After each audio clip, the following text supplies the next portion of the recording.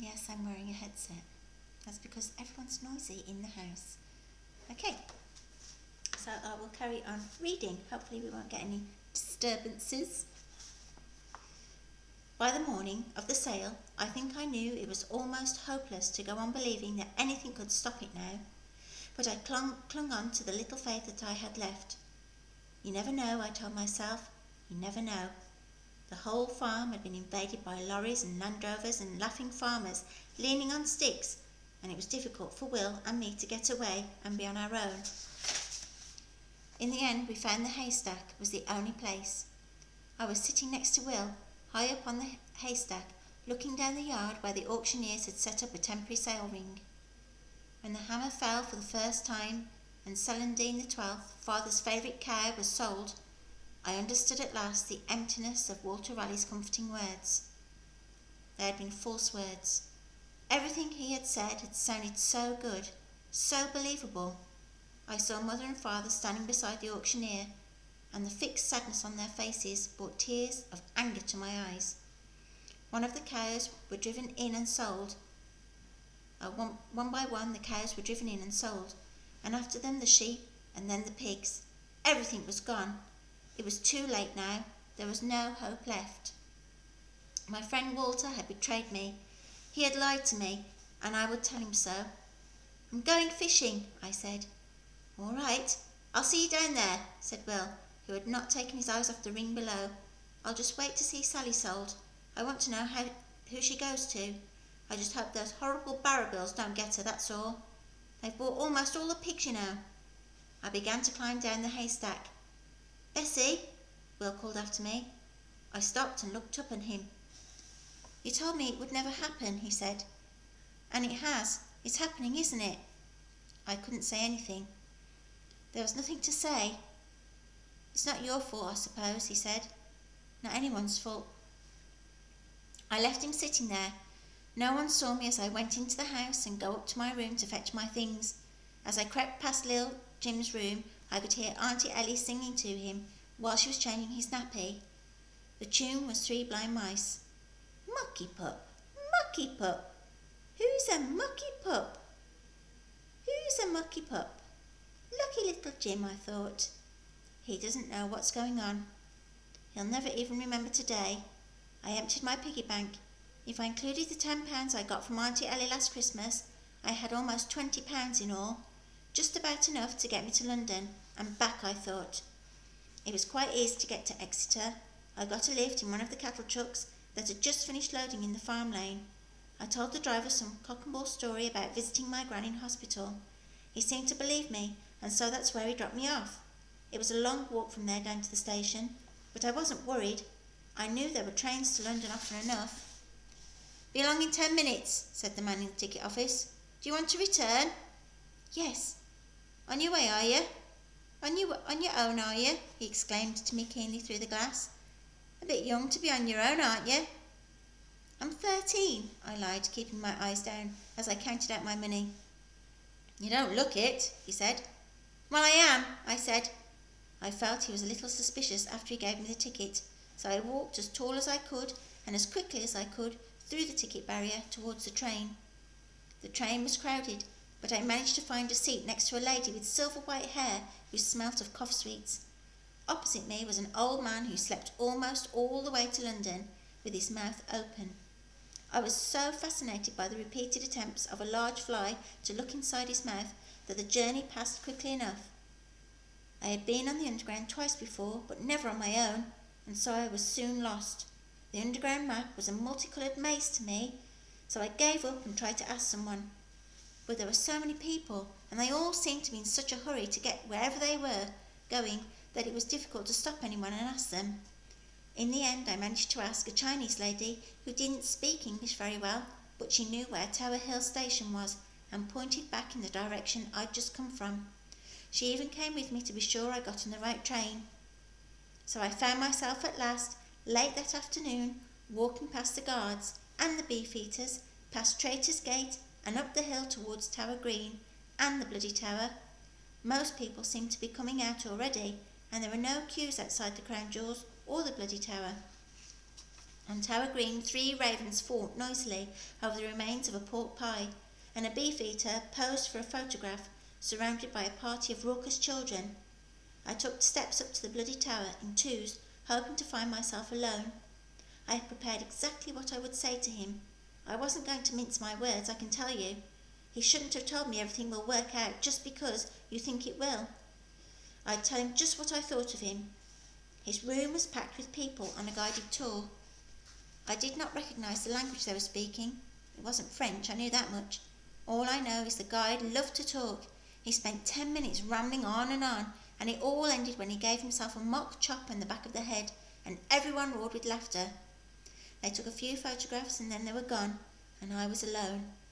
I coughed 4 times. Nothing. I tried again, louder this time. Nothing.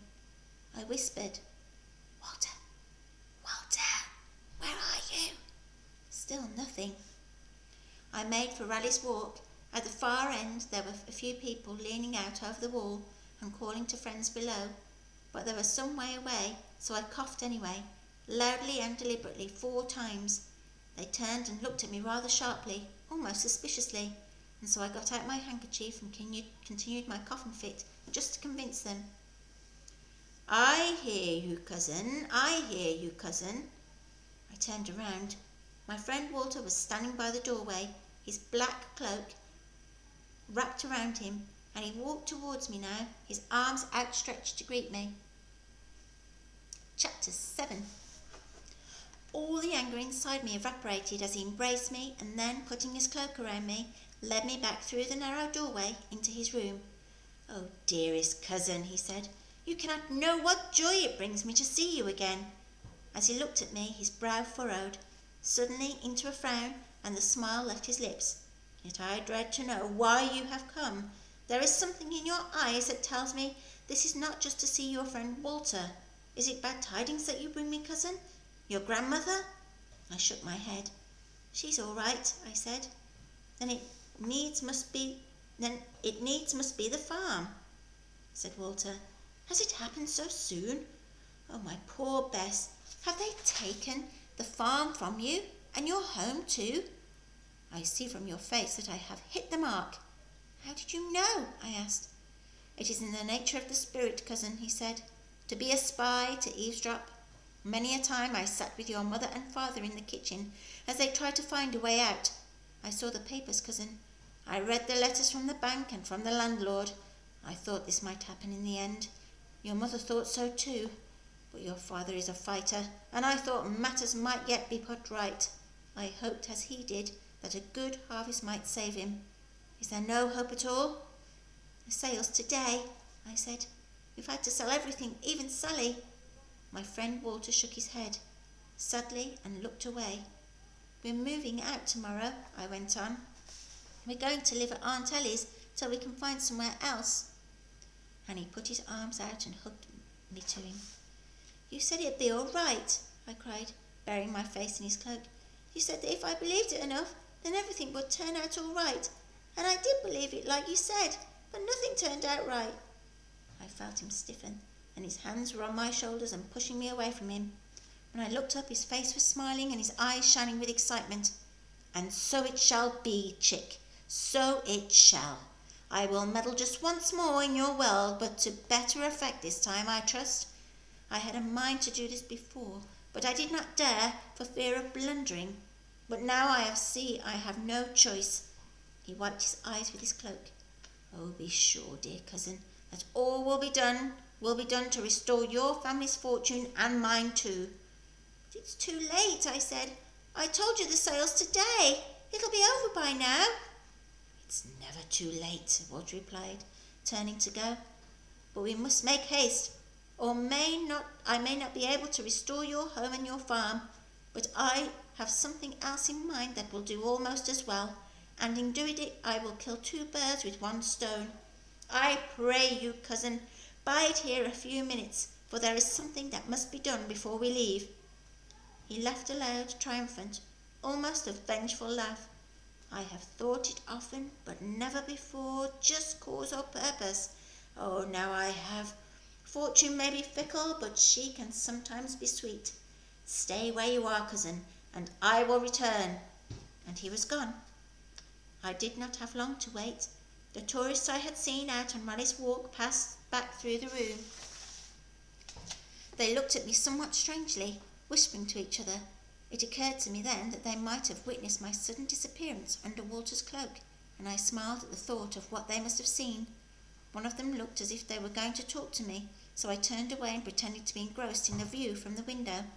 When I turned around a few minutes later, they were gone, and my friend Walter was back, a wicked twinkle in his eye. "We should not tarry here for one moment longer, cousin," he said. "I have taken the honey from the hive, the honeycomb itself, and would have thee far from here before it is discovered. I fear it might make them mad." "Who?" "The bees, dear cousin," he said with a chuckle. He was talking in riddles again. "What honey? What bees?" I asked. "All in good time, dearest Bess.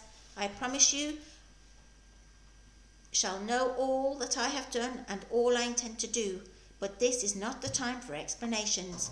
All will be well. Just believe it, and all will be well."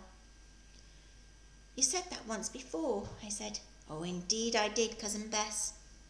But sometimes faith needs a little encouragement, and belief a helping hand. But no more of this. We must be gone. Lead on, Chick, and I shall follow. Make haste, and be sure that I shall be with you all the way back to Devon, whether you see me or not."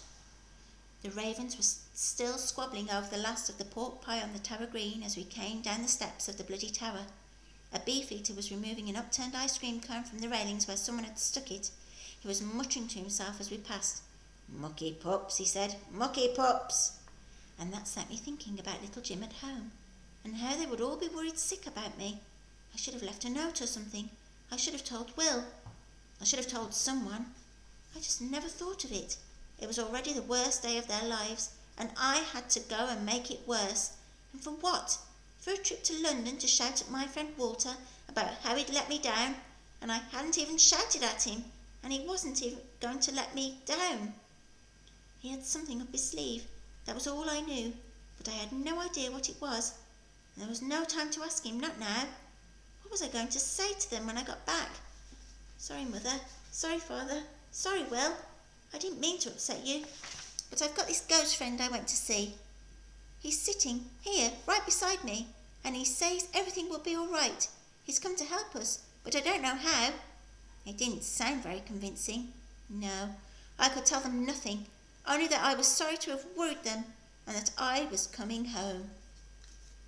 Okay, I will stop there, and I will carry on when it's a bit quieter. See you soon.